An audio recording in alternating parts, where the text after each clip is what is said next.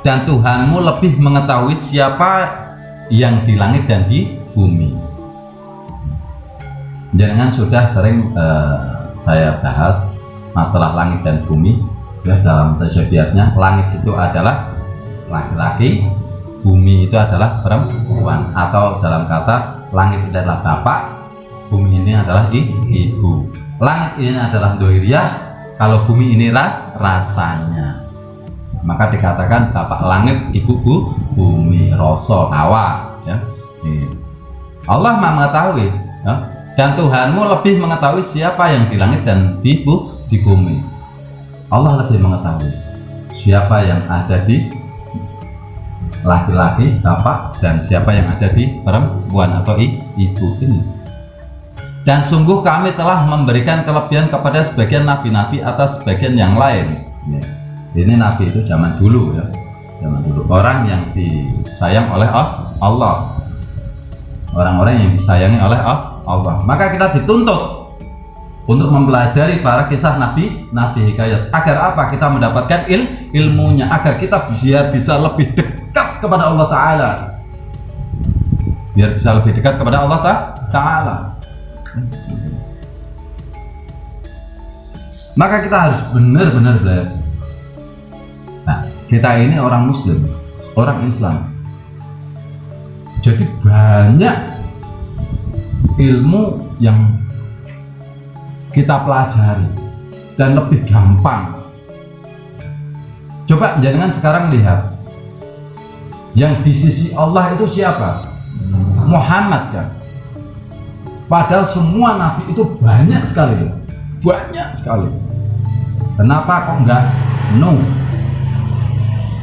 Daud, Isa, ya, Yusuf, Yunus, Zakaria, banyak kan? Kenapa enggak hanya Muhammad? Ini untuk kita bedah, untuk kita jadikan ilmu. Artinya apa? Orang yang bisa dekat dengan Allah itu orang yang bisa menjaga kesucian. Ini. Ketika jenengan bisa menjaga kesucian dengan cara apa? Menjaga wudhu secara ma'rifat dulu. Lebih gampang nggak kita ini? Maka dikatakan Islam ini adalah agama yang paling sempurna. Agama yang paling sempurna Islam. Karena apa?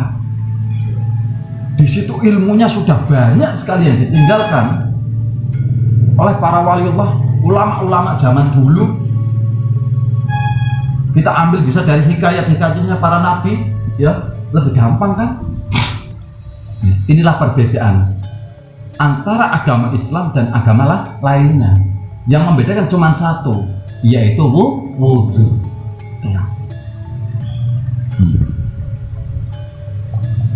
Cuma wudhu. Kalau lainnya ada semua. Di Islam ada namanya sholat, ritual ya, sholat. Di Nasrani, Kristen, Hindu, Buddha ada sembahyang. Bahkan nenek-nenek kita, mbah-mbah kita dulu kalau mengatakan sholat sembahyang, ya kan? Ada. Puasa, agama lain ada. Ada nggak? Ada. Zakat ada. Bahkan di agama Kristen ini 10% loh, dengan 10%. Lebih banyak ya? Ayo. Islam ini sungguh luar biasa. Zakat loh ada, sedekah ada. Diajarkan untuk kasih dan sayang. Ada. Di semua agama loh ada nggak? Disuruh baik ada. Tapi yang membedakan cuma satu, yaitu wudhu. Ayo cari di agama lain kalau ada wudhu. Makanya inilah cara kita dipermudah oleh para wali, oleh para ulama zaman dulu, oleh para nabi-nabi hikayat, nabi-nabi ini, biar kita bisa lebih dekat kepada Allah ini, kita dipermudah. Cuman bisa menggalinya apa enggak. Maka dikatakan di Al-Quran ini banyak bagi orang-orang yang berpikir dan bagi orang-orang yang mengetahui. Paham ya? Ini jenengan dengan menjaga wudhu secara ma'rifat, maka pahami. Kemarin sudah saya bedah kupas tuntas tentang wudhu ya, cara ma'rifat dari membasuh tangan, berkumur, semua maknanya sudah saya kupas tuntas, bedah tuntas. Ya. Bahkan untuk edukasi orang-orang yang di luaran sudah diberikan channelnya, ya. Ya kan? Wudhu secara ma'rifat ini penting karena itu. Coba jangan lihat yang bisa di sisinya Allah siapa kalau nggak Muhammad, yaitu orang-orang yang benar-benar bisa menjaga kesucian. Paham nggak? Makanya banyak hikayat-hikayatnya. Diawali dengan apa? Kita harus selalu mengabdi kepada Allah. Ya, punya bapak namanya Abdullah, yaitu disuruh mengabdi kepada Allah. Siapa yang mengabdi kepada Allah? Disimbolkan dengan bapak, yaitu dohiriyah. Dohiriyah kita ini benar-benar untuk berhablum minanas dengan baik, berhablum minal alam dengan baik, terus berhablum minallah. Itu kita tahapan namanya, nggak langsung ke Allah ini, enggak, harus lewat namanya tahapan ke hablum minanas, baru ke hablum minal alam, baru ke hablum minallah. Nggak langsung bisa. Jangan mau ke atap langsung loncat, nggak mungkin. Ya, nggak mungkin. Ada tahapan-tahapan. Tahapan ada 3, yaitu pertama hablum minanas, hablum minal alam, baru hablum minallah. Ya, paham ya? Itu. Maka disimbolkan dengan baginda besar Nabi Muhammad ini punya bapak namanya Abdullah, punya ibu namanya Aminah. Yaitu kita disuruh menjaga, membawa amanah daripada Allah Ta'ala yang diberikan Allah Ta'ala. Maka disimbolkan dengan ibu, yaitu rasa Hawa, rasa kita. Ya, akhirnya ada namanya sedekah, infak, amal jariyah, zakat, welas asih. Ya, inilah amanah-amanah dari Allah yang diberikan kepada kita. Kita disuruh menjalankan amanah apa yang daripada Allah Ta'ala suruh, yaitu Rahman Rahim dengan baik. Hablum minanas, hablum minal alam, baru ke hablum minallah. Maka disimbolkan dengan Aminah, seorang ibu dari baginda besar Nabi Muhammad, yaitu rasanya sampean gitu. Ya, makanya saya gembar-gembor dengan jenengan terus ini. Karena apa? Biar kita ini sama-sama belajar untuk menjaga kesucian, biar bisa dekat kepada Allah, ini hak. Lagi ini malam bulan puasa jenengan, ya, berikan contoh begitu banyak. Nanti terus, jangan hanya bulan puasa saja, lakukan terus sampai nanti akhir hayat jenengan. Ya, ini disimbolkan lagi, yaitu dengan istri namanya Siti Aisyah, yaitu ibu daripada kaum muslimah. Artinya apa? Penggabungan dari dohiriyah dan rasa ini untuk apa? Untuk ngayomi, ya, atau berhablum minanas dengan baik. Ya. Kalau dalam bahasa ngayomi, ya, gitu. Ngayomi wong muslimah. Maka ditimbulkan dengan tindakannya, yaitu anak atau titipan. Titipannya apa? Yaitu Fatimah, seorang perempuan, yaitu Rasul. Kita harus juga mempunyai rasa yang lemah lembut. Fatimah ini lemah lembut, paham? Ya, kita harus bisa benar lemah lembut, memberikan yang terbaik untuk orang lain. Paham? Ini satu hikayat. Nah, kalau itu hanya untuk dihafal, lah terus jangan dapat ilmunya dari mana? Lah, untuk itu semua disimbolkan lagi dengan kelahirannya, yaitu tanggal 12 Rabiul Awal. 12 ini angka 1 dan angka 2, yaitu untuk menuju kepada Allah. Jangan harus bisa punya tuntunan, yaitu Al-Quran dan Al-Hadis. Ya.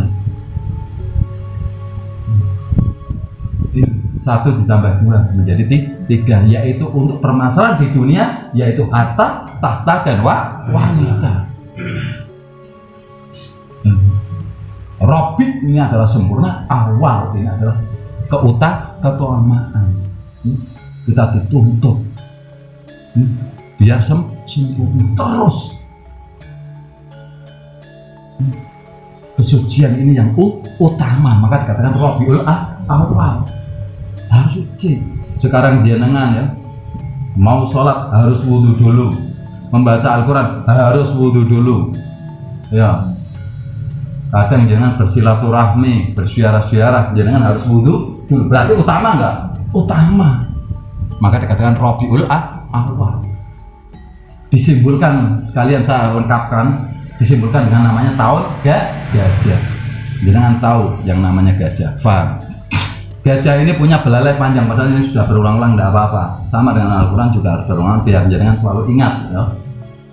Belalai panjang artinya hidung, yaitu hablum minannas. Jangan harus berhablum minannas dengan baik, panjang, sabar yo kepada siapa saja. Ayo kita rangkul ya, ini berhablum minannas dengan baik, jangan pilih. Siapa orang yang mendekat, ayo kita gandeng, ayo kita rangkul. Jangan pernah menyakiti orang lain ya. Jangan pernah menfitnah orang lain, menghasut orang lain, menjelek-jelekan orang lain. Tapi apabila kita difitnah, dihasut, dicaci maki, jangan pernah kita balas dengan keburukan, tapi balaslah dengan kebaikan. Ini ya. Gajah mempunyai telinga yang luas, lebar. Artinya apa? Kita harus selalu mendengarkan ucapan-ucapan dari orang lain ya, untuk kita serap, ambil yang baik, tinggalkan yang buruk. Jangan pernah melihat siapa yang berbicara, tapi ambillah yang baiknya ya. Paham ya? Untuk kita jadikan ilmu untuk mendandani akhlakul karimah di kita.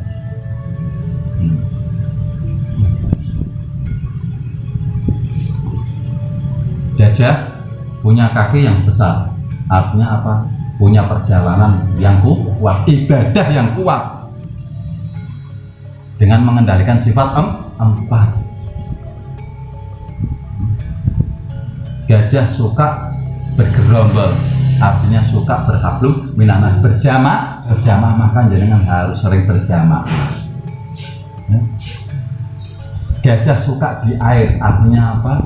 Kita dituntut untuk sering mencari ilmu.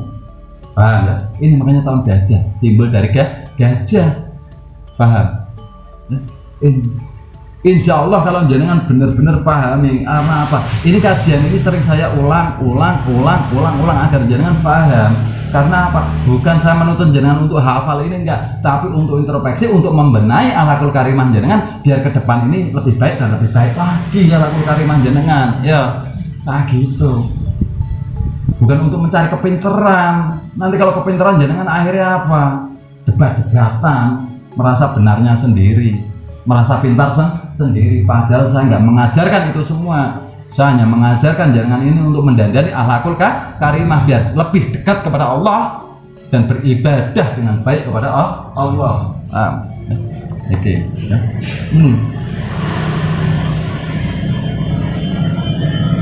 Kalau jenengan sudah bisa benar-benar istiqomah, tumakninah, beribadah kepada Allah, hanya takut kepada Allah, terus mendekatkan diri kepada Allah, insya Allah ya, rahmatnya Allah ya, tadi kan sudah dikatakan Allah akan memberi rahmat kepadamu ya. Maka di 55 di Al-Isra ayat 55 kan dikatakan di sini, dan Tuhan lebih mengetahui siapa yang di langit dan di bumi ya. Paham apa yang dengan kerjakan dan paham, jangan mau berbohong sampai apapun, Allah tahu ya. Kami telah memberikan kelebihan kepada sebagian nabi-nabi atau sebagian yang lain, dan kami berikan Zabur kepada Daud. Nah, sebelum ada baginda besar itu ada namanya Nabi Daud, sudah diberikan kitabnya. Maka apa? Baginda besar ini adalah nabi terakhir. Maka saya katakan tadi, sampai yang bisa di sisinya ini hanya Muhammad, karena kesempurnaannya ini ada di Muhammad. Nabi kita, baginda besar Nabi Muhammad, Nabi akhir zaman. Ya, rau timbang ngantuk.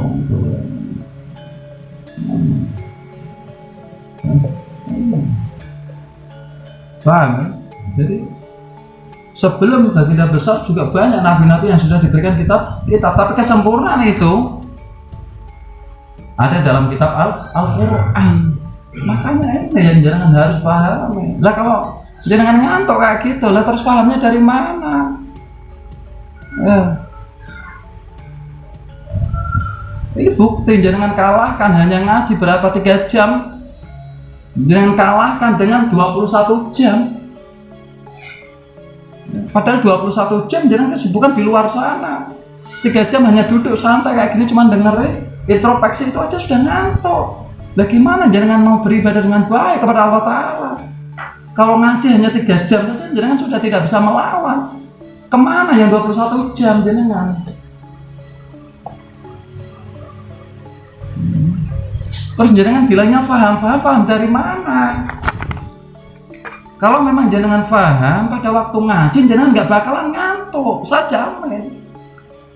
Kalau sampai jenengan ngantuk berarti jenengan sudah mengabaikan. Ya, berarti jenengan sudah tidak bisa mengendalikan hawa iblis yang ada di diri jenengan. Yang 21 jam kemana yang jenengan ini sananya? Itu satu bukti bahwa jenengan masih menyepelekan isi-isi Al-Quran.